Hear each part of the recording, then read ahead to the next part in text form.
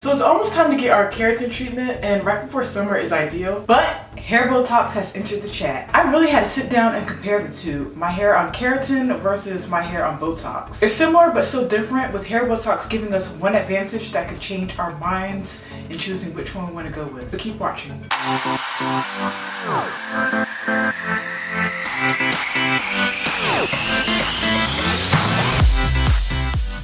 Hey guys, welcome back to our channel. I'm Ebony and I'm Erica, and besides having our hair relaxed, keratin treatments have been a huge part of our hair routine. Yeah, for obvious reasons we weren't able to get it last year, but this year we were ready to go, and like we mentioned in the intro, Hair Botox, the option of Hair Botox kind of crept up on us. And we wanted to look into what Hair Botox was and how it differs from the keratin treatments we usually get. The reason why we got keratin treatments in the first place was to help us with our stretch when we stretch our relaxers. We always recommend it as like an in-between treatment on our hair because we stretch our relaxers like longer than the average person. Yeah, y'all know we can stretch. Yeah. It also keeps our new growth more manageable while we stretch. So if you're wondering why we never got significant damage to our hair while we stretched our relaxers for so long, keratin treatments were a big part of that. But now we're looking at Hair Botox as a viable option as well, and here's why.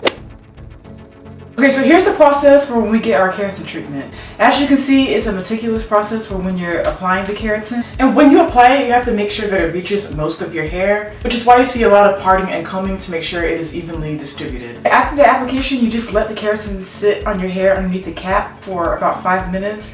And then you don't rinse it out, you just go straight in with heat. Direct heat is big when it comes to keratin because it's the only way you can seal it in and activate it. Now the Hair Botox process looks a little different. Both keratin and Botox require that you use a clarifying shampoo before you put the treatment in, but the similarities with the process seem to end there. The Hair Botox is pretty much applied like a deep conditioning treatment. You will still need to make sure it's properly distributed like keratin, but for the most part it's super easy. Yeah, the only time consuming part for Hair Botox is sitting under the dryer afterwards. Unlike keratin, where you just sit with a cap on your head for about 5 minutes and then go straight in with heat, with Botox, you have to sit under a dryer for at least 30 minutes. So both require heat activation, but keratin is more direct heat, while Hair Botox is more indirect heat, which is kind of like the healthier version of heat. Yeah. And with Botox, after sitting under the dryer for about 30 minutes, you have to go and rinse it out, as opposed to keratin, where, like we said, you just go straight into the flat ironing, blow drying, and all that stuff. Keratin treatments are known to be chemically based. I know back in the day, in the early 2000s, keratin treatments got a bad rep because of the high levels of formaldehyde. And fast forward to today, you can get keratin treatments that have formaldehyde amounts greatly reduced, so there's not as much in them. And as we mentioned in our earlier videos, some keratin treatments do say that they have no formaldehyde in them, and that's usually up for debate because whether it says so or not, there's usually like really small traces of formaldehyde in most keratin treatments. Whether they say like, oh, there's none in there, there's usually a little bit, just a small amount. It's just not harmful amounts, because I know the keratin treatment we use is the Mona Luce brand. They're actually a plant-based green beauty product, so they rely on botanicals to get your hair smooth and everything, but they do have small amounts of formaldehyde. They had to, because when we got ours done, like our nose, it was like a burning sensation in our nose. But at this day and age, most keratin formaldehydes aren't really at that level where the hairdresser has to wear a mask anymore. Now, Hair Botox is not chemically based. In fact, it has all the good vitamins that are specifically for our hair. All these vitamins we know for a fact work because we've done countless videos on them and we've used them in our hair before. For instance, it has vitamin E, which is known to heal hair damage and help grow your hair back. And I can attest to that because, y'all, I've had a setback before. I know you guys heard in college when I had a hair setback, my mom applied vitamin E. Vitamin E just healed my hair. My hair grew back from the broken pieces in the back. But vitamin E is really great for that. And Hair Botox also has collagen in it, which we love collagen. That's a big part of our hair routine. It helps with our hair growth. We use a specific collagen brand called Collagen for Her, and it has biotin in it. If you guys don't know, biotin is really great with helping grow your hair as well. Yeah, with the whole collagen thing, let me just tell y'all, it works. Other vitamins in Botox are vitamin B and amino acids, so pretty much full cocktail of vitamins and a deep conditioning treatment. Keratin and Hair Botox are definitely in the same family when it comes to hair manageability and controlling frizz. But here's more on why they differ when it comes to what their purpose is. Yeah, when we had our keratin treatment, our main goal was easy wash days and just easy ways to get and keep our hair straight. People think that keratin treatments are straightening treatments or that you have to wear your hair straight when you get it.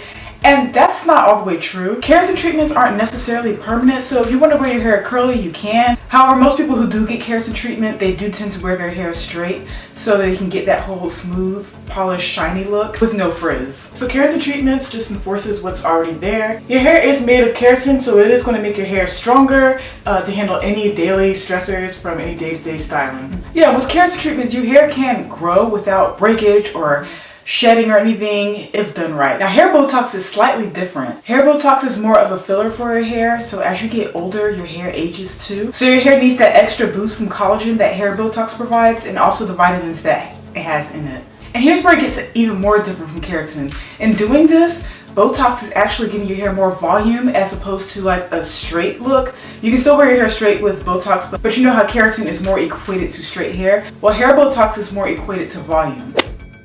Now, I didn't know this myself, but while both are supposedly good for all hair types, you might want to know this next piece of information for what works well with your hair type. Keratin treatments, for the most part, work best for hair that's kind of on the thicker side. If you have more fine, super thin hair, it could be a little bit heavy because it is an intense treatment. So if you're finding that keratin isn't working for you, then that could be it. Now, hair Botox is actually known to work well with hair that's on the thinner side because it is a more lightweight treatment compared to keratin.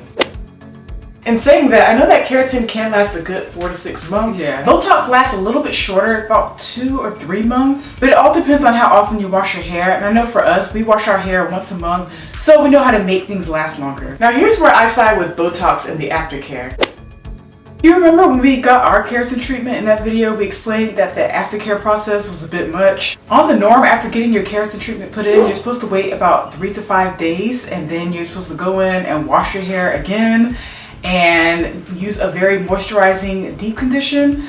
I don't know about you guys, but for me, whenever, it's because of the nature of how we are with our hair. If I'm getting my hair done and it's nice and flat iron straight, I really don't want to go in 5 days later, 3 days later, and go and wash it again, get it wet again.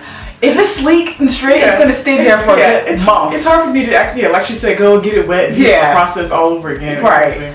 But there is an alternative. Watch our keratin videos that we have linked below, and you'll know what we did instead of doing that. But yeah, it's kind of annoying. After hair Botox is in and you finish the session, I don't believe you have to do a follow-up wash. It's a one and done thing, which is really selling me on this. But hair Botox is super specialized. I don't think Lisa, our hairdresser, I don't think she does it. I'll have to ask her.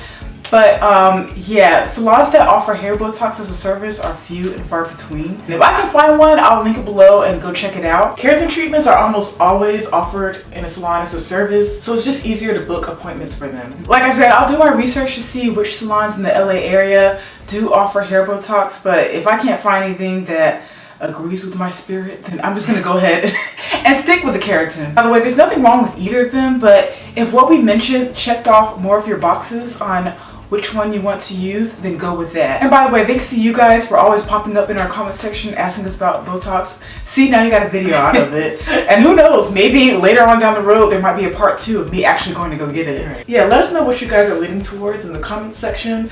Thank you guys for watching, and we'll see you guys next week. Bye!